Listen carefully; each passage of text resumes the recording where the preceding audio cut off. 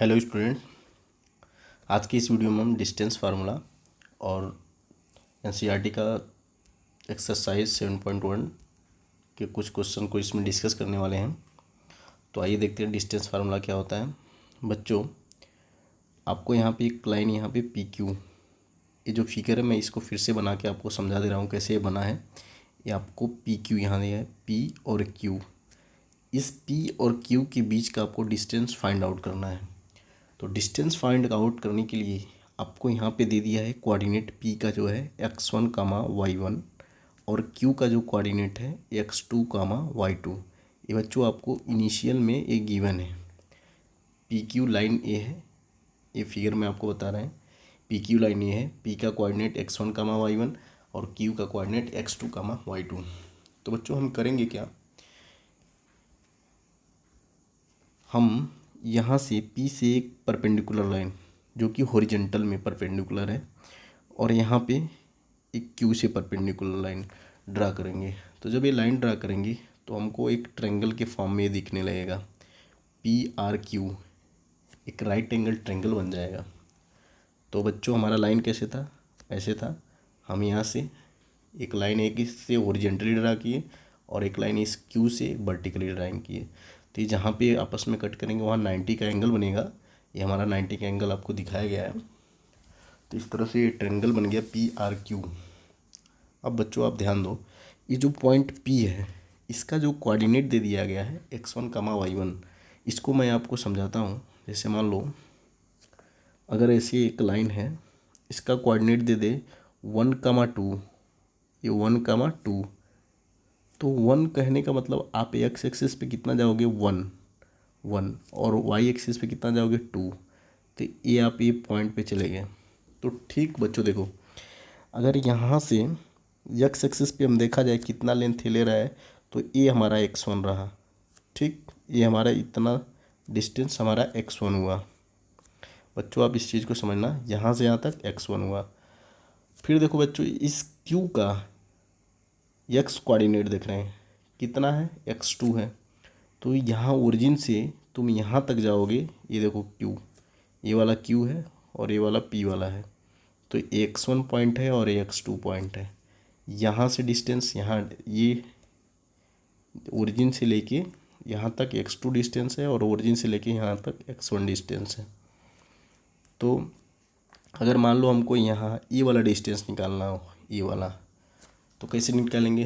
देखो बच्चों, ये ओरिजिन था, ओरिजिन से यहाँ तक x2 है और इस ओरिजिन से लेके यहाँ तक x1 है। आपको ये बीच वाला डिस्टेंस निकालना है।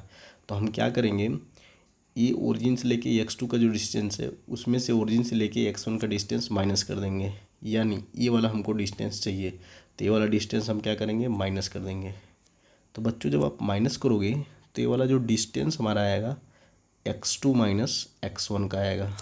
ठीक, आई होप आप लोगों को समझ में आया होगा। ये वाला जो हमारा डिस्टेंस आएगा कितना आएगा, x2 माइनस x1। फिर देखो अब हम ये परपेंडिकुलर डिस्टेंस निकालेंगे। बच्चों ये y1 अगर हम कहें ये p का डिस्टेंस x एक्सिस से कितना है, y1 है, y एक्सिस पे कितना है, y1, मतलब ये डिस्टेंस जो है y1 है। फिर देखो बच्चों ये q का कितना होगा, y2। आपको यहाँ पर लिखा मिल गया, ये y1 है, ये y2 है।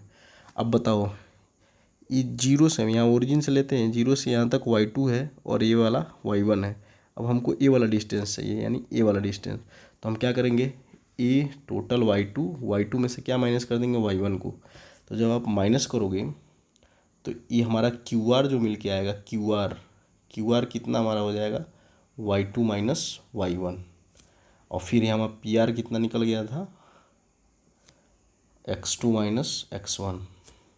ठीक, अब देखो बच्चों ये हमारा राइट एंगल ट्रायंगल बन रहा है। तो राइट एंगल ट्रायंगल के लिए हम पाइथागोरस थ्योरम यूज कर सकते हैं। तो जब पाइथागोरस थ्योरम आप यूज करोगे तो यहाँ पे जो हमारा ट्रायंगल है, इस ट्रायंगल में ये पी क्यू हाइपोटेनियस है, पी आर को आप बेस ले सकते हो और क्यू आर को परपेंडिकुलर।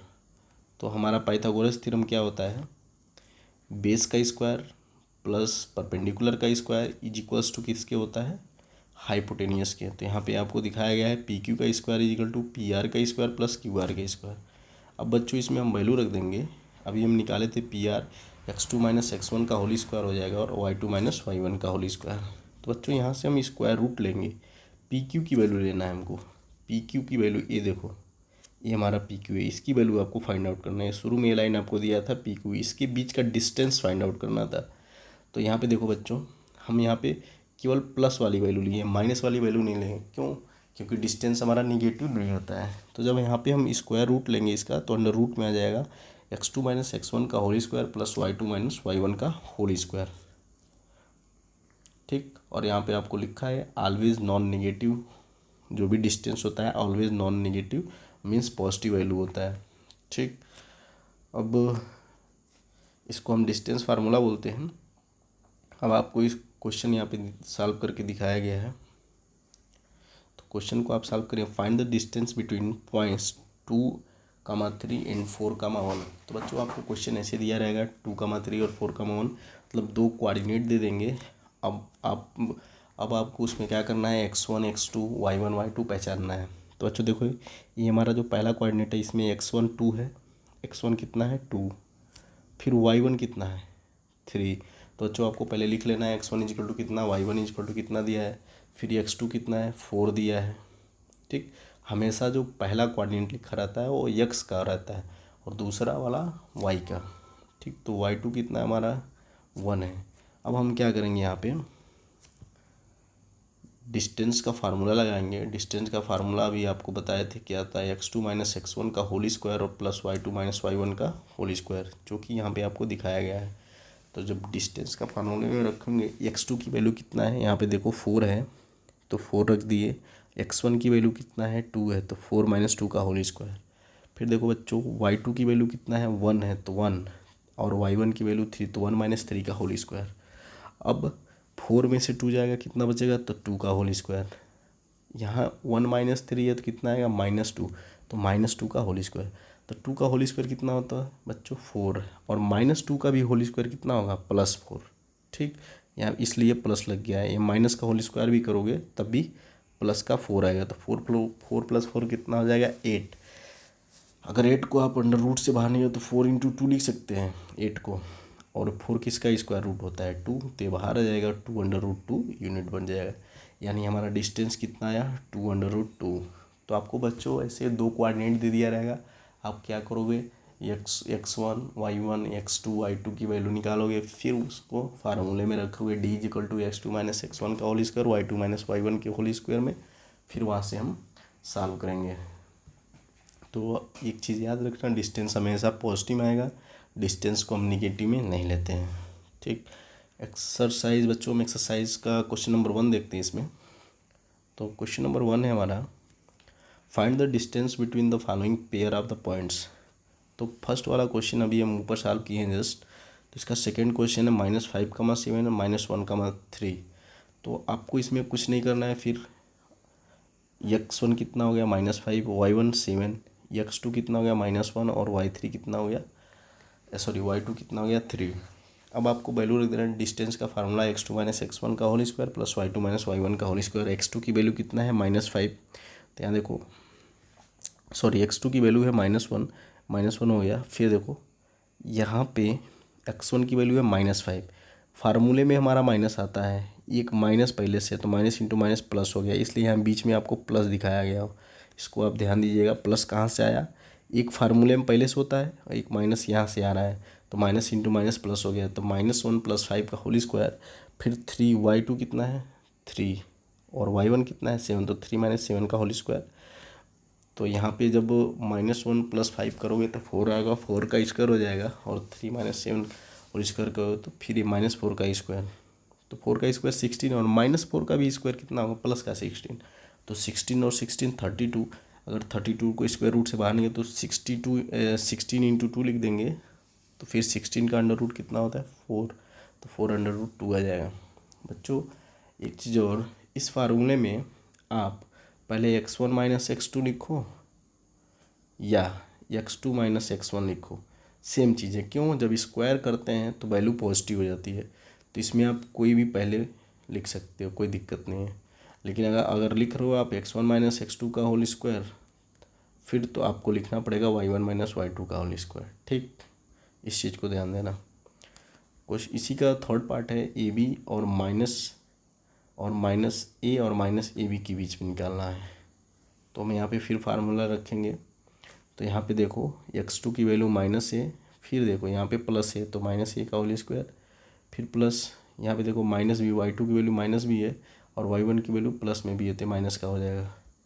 तो जब इसको भी सॉल्व करेंगे हम तो आ रहा है हमारा 4a square plus 4b square. दोनों जगह 4 कॉमन है तो 4 को कॉमन कर लिए हैं। अब बच्चों देखो ये 4 हमारा स्क्वायर रूट से बाहर आएगा, कितना बनेगा 2। चूँकि ए स्क्वायर आपस में प्लस में है, ये कोई नहीं करेगा कि इसको भी बाहर निकाल दे 4 2a प्लस बी लिख दे, ऐसा गलती नहीं। क्यों? क्योंकि ये दोनों ऐड हैं, यहाँ पे A square plus B square add है। अगर सिंपली ए स्क्वायर 4a स्क्वायर ऐसे रहता तो ये निकल जाता 2a होके बाहर। ठीक, या ये मल्टीप्लाई का साइन होता तो बाहर निकल जाते, लेकिन इन दोनों में प्लस का साइन है तो ये बाहर नहीं निकलेंगे, परफेक्ट स्क्वायर नहीं बन रहे हैं। तो इस बात को आप ध्यान रखना। तो आंसर आएगा 2 अंडर रूट में ए स्क्वायर प्लस बी स्क्वायर। बच्चों क्वेश्चन नंबर 2 आप खुद करना। क्वेश्चन नंबर 1 की जैसे ही है, डिस्टेंस फाइंड आउट करना है। तो क्वेश्चन नंबर 3 देखते हैं। इसमें क्वेश्चन नंबर 3 है determine if the points 1, 5, 2, 3 and -2, -11 are collinear. बच्चों कोलिनियर का मीनिंग क्या होता है पहले बताते हैं। कोलिनियर का मीनिंग होता है, मान लो ये पॉइंट है ए बी सी, अगर तीनों एक लाइन में आ जाए, एक लाइन ड्रा हम करें और तीनों एक लाइन में आ जाए तो तीनों पॉइंट को हम क्या बोलेंगे, एक कोलिनियर पॉइंट है। तो बच्चों कोलिनियर प्रूव आपको कभी करना हो डिस्टेंस फार्मूले से तो हमको क्या करना रहता है, आपको 3 पॉइंट दिया है, एक लाइन खींचो, ए बी सी मार्क कर लो। ठीक, अब क्या करो तुम ए से बी का डिस्टेंस, ए का कोऑर्डिनेट, बी का कोऑर्डिनेट और सी का, पहले ए बी का डिस्टेंस निकालो, फिर बी सी का, ए बी डिस्टेंस फिर बी सी, दोनों को ऐड कर लो तो A B plus B C का डिस्टेंस निकालें। वो किसके डिस्टेंस के इक्वल होना चाहिए, ए सी के डिस्टेंस के इक्वल होना चाहिए। यहाँ पे आपको दिखाया गया है कोलिनियर पॉइंट्स के बारे में बताया गया। When 3 are more than 3 points lie on a same line then they are called collinear point. अगर 3 या 3 से ज़्यादा पॉइंट हो, एक लाइन पे लाई कर रहे हो तो उनको हम बोलते हैं कोलिनियर पॉइंट। इसका मेथड क्या होता है, कोलिनियर दिखाने के लिए आपको एक लाइन लो, यहाँ पे मार्क कर लो ए बी सी कोऑर्डिनेट सहित। इसके बाद से क्या करो, ए बी, ठीक, फिर प्लस बी सी, इसका डिस्टेंस निकालो A B plus B C और ये टोटल डिस्टेंस ए सी के इक्वल कर दो। अगर ये ऐसा है, इक्वल आ रहा है तो हमारा जो तीनों पॉइंट है कोलिनियर है। अगर इक्वल नहीं आ रहा है तो पॉइंट हमारे कोलिनियर नहीं होंगे। तो बच्चों आपको यहाँ पे ए बी, ठीक, plus B C equal to A C, तो ए बी रखना है। अब देखो ए बी में पहले क्या लिखियो ए, तो ए का जो कोऑर्डिनेट होगा वो तुम्हारा x1, y1 होगा, ये चीज़ ध्यान रखना। बाद में क्या लिख रहे हो बी, तो ये तुम्हारा होगा x2, y2। जो बी के कोऑर्डिनेट होंगे वो क्या हो जाएंगे x2, y2। तो देखो फिर यहाँ पे 2 - 1 x2 - x1 का होल स्क्वायर और फिर यहाँ पे देखो 3, ये 3 लिखा है, 5 जैसे लग रहा है लेकिन 3 लिखा है, 3 - 5 का होल स्क्वायर। फिर यहाँ पे देखो बी सी ले रहे हैं तो बी ले रहे हो और ए सी ले रहे हो। एक चीज़ इसमें हम नोटिस करने वाली ये है, जो बी का कोऑर्डिनेट होगा, अब ये तुम्हारा x1, y1 बनेगा और फिर ये क्या बन जाएगा x2, y2। तो बच्चों आप देखो पहले बी आया तो x को x1, y1 और सी वाले को x2, y2। ठीक, तो आई होप आप लोग को आइडिया लग गया होगा। अगर ए सी को आपको कैसे लिखना है तो ए वाले को क्या लोगे x1, y1 और सी वाले को x2, y2। तो आप आई होप आप लोग को आइडिया लग गया होगा कैसे लिखना है इसको। तो जब इसको हम सॉल्व कर रहे हैं बच्चों तो देखो रूट में 5 प्लस रूट में 212 और इसमें राइट साइड में आ रहा है 265 रूट में, तो ये वैल्यू आपस में इक्वल नहीं है। ठीक, यहाँ पे नॉट इक्वल लगा दिए हम, यानी ये वैल्यू इक्वल नहीं है। तो जो वैल्यू इक्वल नहीं है तो पॉइंट कोलिनियर नहीं होंगे। कोलिनियर होने के लिए क्या होना हमको चाहिए, A B plus B C equal to A C. अगर ये लेफ्ट हैंड साइड और राइट हैंड साइड बराबर आया रहता तो फिर हम कहते तीनों पॉइंट क्या है आपस में कोलिनियर है। चूँकि ये डिस्टेंस यहाँ पे इक्वल नहीं आ रहा है इस वजह से कोलिनियर पॉइंट नहीं है, तो इसलिए लिख दिए नो कोलिनियर, मतलब कोलिनियर नहीं है। इसका क्वेश्चन नंबर 4 है। 4 क्वेश्चन में चेक करना है आपको। कोऑर्डिनेट दे दिया है 5, -2, 6, 4 और 7, -2 और आपको बताना है कि ये आइसोसिस ट्रायंगल के वर्टिसेस है। तो बच्चों आपको आइसोसिस ट्रायंगल का प्रॉपर्टी ये आना चाहिए कि जो आइसोसिस ट्रायंगल होता है उसमें हमारे दो साइड इक्वल होते हैं। ठीक, तो आपको क्या करना है, कोऑर्डिनेट की हेल्प से डिस्टेंस निकालना है और देखना है कौन दो साइड इक्वल है। अगर दो साइड इक्वल आ जा रहा है तो आपका आइसोसिस ट्रायंगल होगा, अगर दो साइड इक्वल नहीं आ रहे हैं तो आइसोसिस ट्रायंगल नहीं होगा। तो आपको मैं रफली एक फिगर यहाँ पे बनाया हूँ, ए बी सी ट्रायंगल लिया हूँ, इसका कोऑर्डिनेट अपने मन से ले लिया हूँ ए बी सी। ठीक, अब देखो बच्चों आपको करना क्या है, ए से लेके बी तक डिस्टेंस यानी ए बी निकालना है। ठीक, फिर बी से लेके सी तक का डिस्टेंस बी सी निकालना है, यहाँ नीचे दिखाया गया है बी सी निकालना है। फिर देखो बी सी हो गया, फिर ए से लेके सी तक का डिस्टेंस लगाओ, मतलब तीनों साइड इसके फाइंड आउट करना है। तो यहाँ पे डिस्टेंस फार्मूला ही लगाएंगे, x2 - x1 का whole square plus y2 - y1 का होल स्क्वायर। जब इसमें वैल्यू आप पुट करोगे तो सॉल्व करने पे आ रहा है रूट में 37 और बी सी को जब सॉल्व करोगे तो रूट में 37, यानी ए बी और बी सी आपस में इक्वल, यानी दो साइड किसी ट्रायंगल के इक्वल हो गए तो उसको कौन सा ट्रायंगल बोलते हैं, आइसोसिस ट्रायंगल। अब ए सी इजिकल टू कितना दिल रहा है 2, मतलब दो साइड रूट 37 और 37 के हैं और एक साइड कितना का है 2 का, मतलब जब दो साइड इक्वल हो गए तो वो आइसोसिस ट्रायंगल हमारा है। तो therefore A B C is an आइसोसिस ट्रायंगल। क्वेश्चन नंबर 5 है बच्चों, इन ए क्लासरूम 4 फ्रेंड्स, एक क्लासरूम में 4 दोस्त हैं, are seated at the points A B C D. 4 दोस्त हैं जो A B C D point पे बैठे हुए हैं। अभी फिगर मैं आपको बता रहा हूँ। चंपा एंड चमेली walk into the class and after observing for a few minutes Champa ask Chameli, जो चंपा है चमेली से पूछती है don't you think A B C D is a square. वो पूछती है क्या तुमको लगता है जो चारों लोग बैठे हैं, चारों दोस्त ए बी सी डी, वो स्क्वायर बना रहे हैं, वो स्क्वायर के टाइप में बैठे हैं। तो चमेली डिसएग्री, जो चमेली है उसको ये नहीं मानती है। तो यूजिंग डिस्टेंस फार्मूला, आपको डिस्टेंस फार्मूला का यूज करके find which of them is correct, तो आपको बताना है कि चंपा करेक्ट है कि चमेली करेक्ट है। तो बच्चों देखो आपको बुक में फिगर वहाँ पे बनाया गया है, इसको भी हम यहाँ पे रफली बनाए हैं। यहाँ पे देखो फिगर को मैंने ऐसे बनाया है। यहाँ पे जो हमारा ए का पॉइंट है, ए पॉइंट है उसका कोऑर्डिनेट है 3, 4, बी का कोऑर्डिनेट है 6, 7 और सी का कोऑर्डिनेट 9, 4 और डी का कोऑर्डिनेट है 6, 1।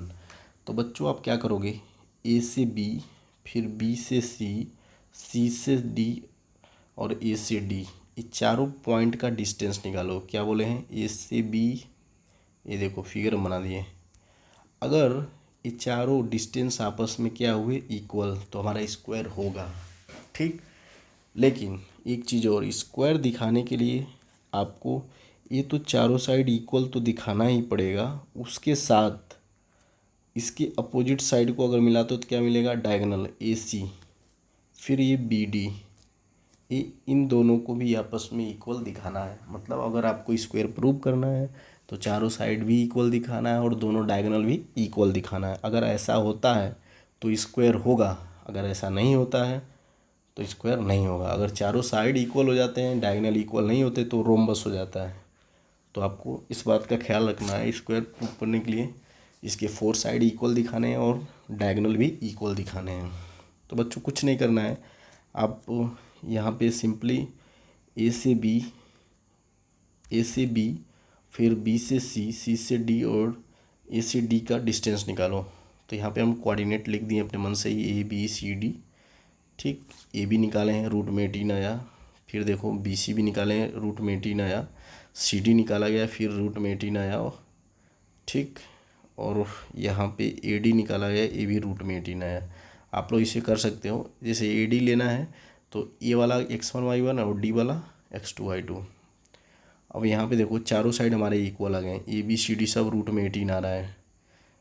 तो अब आपको क्या करना है, डायगोनल निकालना है। डायगोनल ए सी निकाले तो कितना आया 6, 6 और यहाँ बी डी भी निकाले तो कितना आ गया 6, यानी डायगोनल भी इक्वल है। तो ये जो हमारा फिगर है वो एक स्क्वायर है, यानी कौन सा सही है, चंपा सही है कि चमेली सही है, चंपा सही है। ठीक, क्यों? क्योंकि वो बोली है कि क्या तुमको वो स्क्वायर दिख रहा है, मतलब उसको दिख रहा है, चंपा को स्क्वायर दिख रहा है लेकिन चमेली को नहीं दिख रहा है, तो चंपा इज करेक्ट। आई होप आप लोग को समझ में आया होगा बच्चों। इसके आगे 6 से लेके जो भी 10 तक क्वेश्चन है और नेक्स्ट वीडियो में बताऊंगा। यहाँ पे आपको कुछ बेसिक नॉलेज जो जियोमेट्रिकल फिगर्स के बारे में आपको प्रूव करने के लिए दे देता है। जैसे मान लो अभी क्वेश्चन में दे दिया था स्क्वायर प्रूव करने के लिए, तो कैसे स्क्वायर प्रूव किए। ऐसे आइसोसेलेस ट्रायंगल दिया था, तो आइसोसेलेस ट्रायंगल के लिए क्या करना पड़ता है। तो आपको कुछ बेसिक नॉलेज जियोमेट्रिकल फिगर्स के बारे में यहाँ पे कुछ 10 पॉइंट होंगे जो आपको बताया गया है। तो आइए मैं जल्दी से आपको ये बता देता हूँ। जैसे बच्चों आपको मान लो कभी दे दिया ट्रायंगल प्रूव, 3 कोऑर्डिनेट दे दिया, ठीक, ABC, ये 3 कोऑर्डिनेट तो आपको दे दिया और कहे आपको ट्रायंगल प्रूव करना है। तो आप क्या करोगे, इसमें लिखा है prove that sum of length of any two side is greater than length of third side. तो आपको क्या करना है, सिंपली मान लो A हो गया, B हो गया, C हो गया, तो आप कोई दो साइड लो, AB, ठीक, प्लस BC, इसको ग्रेटर दिखा दो किससे, AC से। मतलब ये डिस्टेंस निकालो और ये डिस्टेंस दोनों को ऐड कर तीसरे साइड से अधिक होना चाहिए। ये आइडिया होता है निकालने का। आइसोसेलेस ट्रायंगल दिखाना है तो prove that two sides are equal, अभी हम क्वेश्चन में किए थे। अगर आपको बोल दे क्वेश्चन में आपको प्रूव करना है कि जो कोऑर्डिनेट दिया है आइसोसेलेस ट्रायंगल के कोऑर्डिनेट हैं, तो आप क्या करोगे, डिस्टेंस निकालोगे, दो साइड इक्वल यानी वो आइसोसेलेस ट्रायंगल होगा। अब ऐसे मान लो आपको राइट एंगल ट्रायंगल दे दिया प्रूव करने के लिए, तो बच्चों आप राइट एंगल ट्रायंगल के लिए क्या करोगे, डिस्टेंस फाइंड आउट करोगे, ठीक। और उसमें कौन सा फार्मूला लगाओगे, बेस का स्क्वायर प्लस परपेंडिकुलर का स्क्वायर किसके स्क्वायर के इक्वल होता है, हाइपोटेनियस का, पाइथागोरस थ्योरम। तो आपको ये आइडिया होना चाहिए अगर कौन सा फिगर कब आए तो क्या यूज करना है। इक्विलेटरल ट्रायंगल आया तो क्या करोगे, इक्विलेटरल ट्रायंगल में आपको मालूम है तीनों साइड इक्वल होते हैं, तो आपको प्रूव करना होगा कि तीनों साइड इक्वल है, यानी आपको तीनों लेंथ निकाल के इक्वल दिखा देना है। पैरेललोग्राम प्रूव करना है तो क्या करोगे, अपोजिट जो पैरेललोग्राम होता है उसके अपोजिट साइड इक्वल होते हैं, ठीक। तो आपको बस यही दिखाना है, अपोजिट साइड इक्वल है, मतलब अपोजिट साइड का लेंथ निकालो, देखो समान इक्वल आ रहा है तो पैरेललोग्राम। रेक्टेंगल के लिए आप क्या करोगे, रेक्टेंगल में देखो बच्चों अपोजिट साइड तो इक्वल होंगे ही रेक्टेंगल में, लेकिन उसके साथ आपको क्या दिखाना पड़ेगा, डायगोनल, डायगोनल भी उसके क्या हो, इक्वल, एक एक्स्ट्रा चीज़ बढ़ जाता है, ठीक। उसके बाद हमारा है parallelogram but not a rectangle. अगर मान लो क्वेश्चन में दे दिया एक कोऑर्डिनेट दे देगा 4 पॉइंट का, आपको ऐसे कोऑर्डिनेट दे दिया और कहेगा कि आप प्रूव करो ये पैरेललोग्राम है लेकिन ये रेक्टेंगल नहीं है। तो आप देखो पैरेललोग्राम प्रूव करने के लिए क्या करोगे, अपोजिट साइड इक्वल, मतलब ये साइड इक्वल। क्वेश्चन में पैरेललोग्राम है लेकिन रेक्टेंगल नहीं है, तो रेक्टेंगल कब नहीं होगा, जब डायगोनल उसके निकालो और इक्वल ना आए। तो इस केस में वो तो पैरेललोग्राम होगा लेकिन रेक्टेंगल नहीं होगा।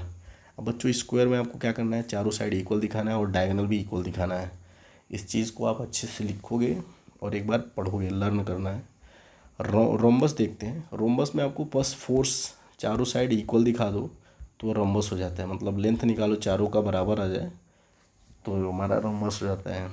अब क्वेश्चन उठता है rhombus but not a square, rhombus तो होना चाहिए लेकिन हमारा स्क्वायर नहीं होना चाहिए, तो ऐसा कैसे हो सकता है। तो आप चारों साइड इक्वल दिखाओ और जो डायगोनल है वो इक्वल ना आए, तो उस केस में हमारा रोम्बस तो होगा लेकिन स्क्वायर नहीं होगा। तो आई होप आप लोग को ये वीडियो समझ में आया होगा।